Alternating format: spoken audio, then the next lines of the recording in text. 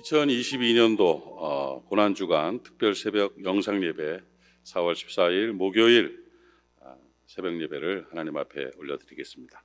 함께 사도신경으로 신앙 고백 드립니다. 나는 전능하신 아버지 하나님 천지의 창조주를 믿습니다. 나는 그의 유일하신 아들 우리 주 예수 그리스도를 믿습니다.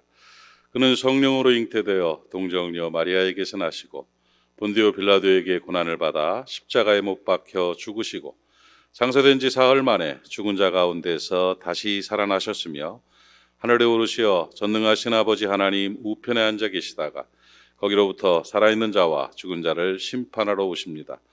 나는 성령을 믿으며 거룩한 공교회와 성도의 교제와 죄를 용서받는 것과 몸의 부활과 영생을 믿습니다. 아멘. 찬송가 우리 함께 드리겠습니다. 254장 내 주의 보혈은 정하고 정하다. 찬송가 254장을 함께 올려드리도록 하겠습니다.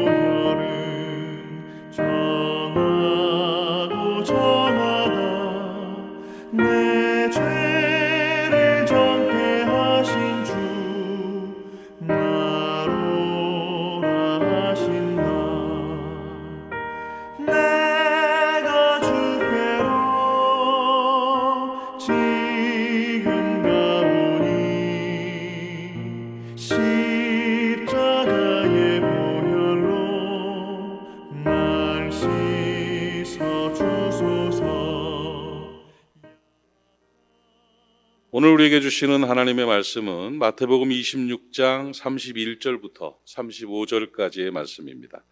마태복음 26장 31절부터 35절까지의 말씀을 영상을 참조해 주시고요.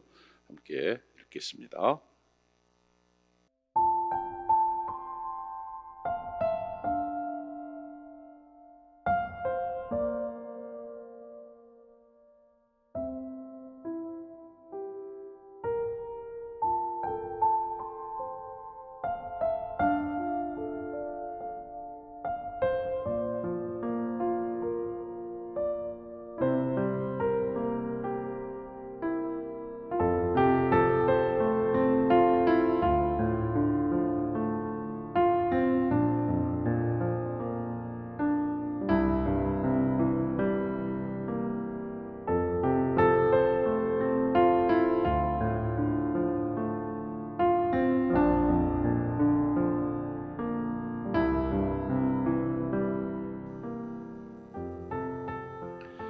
오늘은 동신교회를 심우하시는 이상택 목사님께서 하나님의 마음에 흡족한 사람이라는 제목으로 말씀 전하실 때에 많은 은혜 되시기를 바랍니다.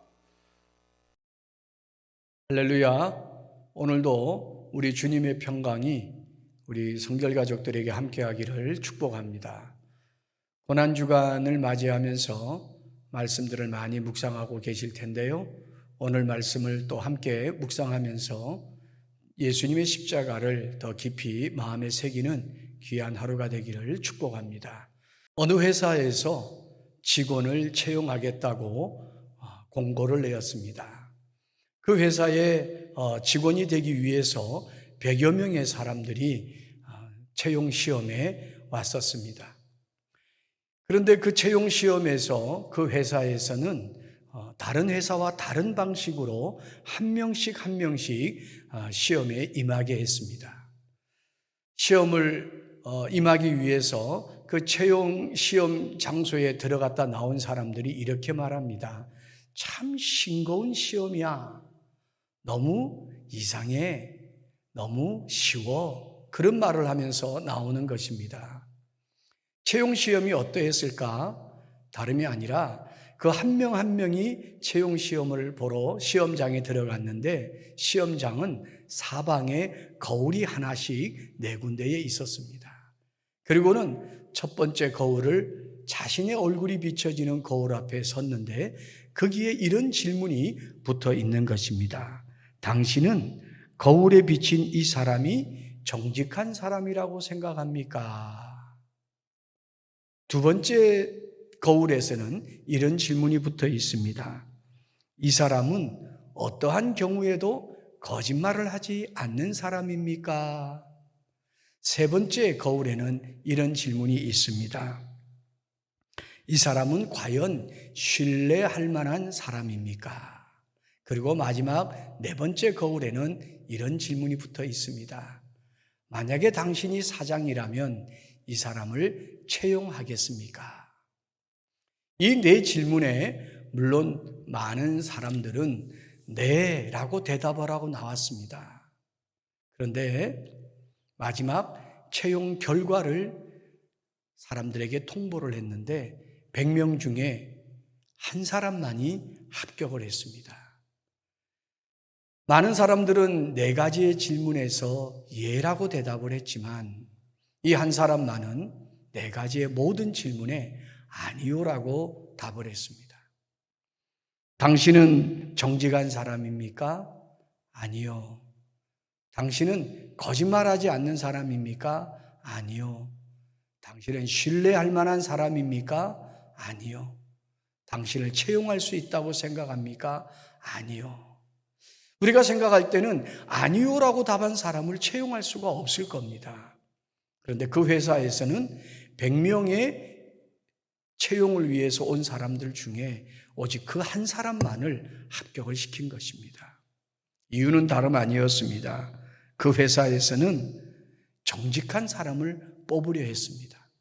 자신을 과장하지 않고 자신을 솔직하게 드러내는 사람을 뽑으려 했다 하는 것입니다.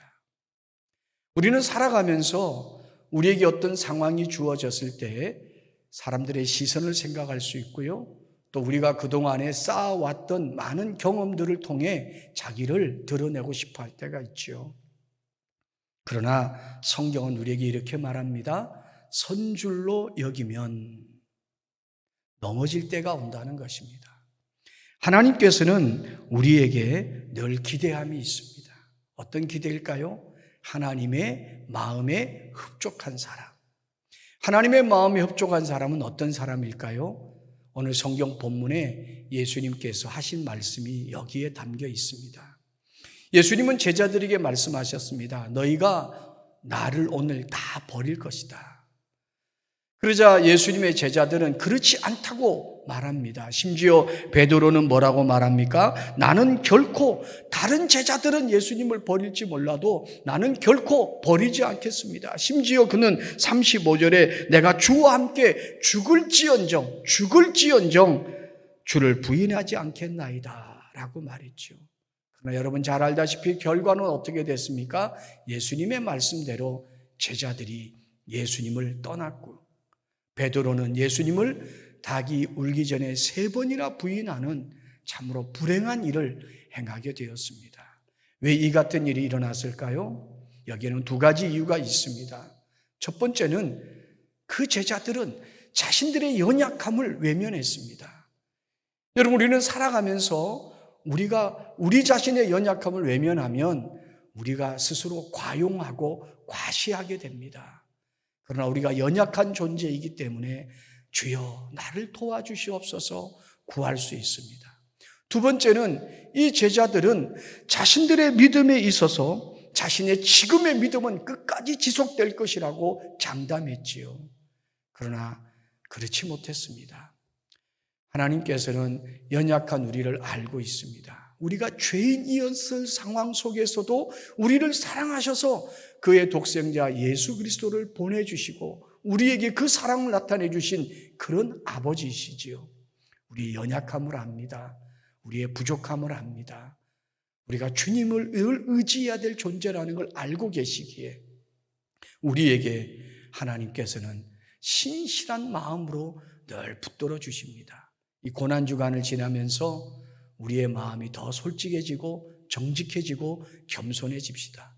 주님, 내가 이 고난주간을 지나며 주의 귀한 말씀 앞에 주의 인도하심 앞에 더 낮아져서 주의 은혜를 구합니다. 나의 옛 모습을 다 내려놓고 새로운 모습으로 새롭게 시작되어지는 새로운 출발을 저 십자가의 은혜 앞에서 이루게 해달라고 우리 함께 기도하면서 오늘 이 하루도 주의 십자가를 묵상하는 귀한 고난주간의 귀한 한 날이 되어지기를 주님의 이름으로 축복합니다. 오늘도 그리스도의 은혜가 우리 성결 가족들에게 함께하기를 주님의 이름으로 축복합니다. 귀한 은혜 받으신 줄로 믿습니다. 이제 주님께서 가르치신 기도를 드림으로 새벽 예배를 마치고 함께 기도하는 시간을 갖도록 하겠습니다. 하늘에 계신 우리 아버지, 아버지의 이름을 거룩하게 하시며 아버지의 나라가 오게 하시며 아버지의 뜻이 하늘에서와 같이 땅에서도 이루어지게 하소서.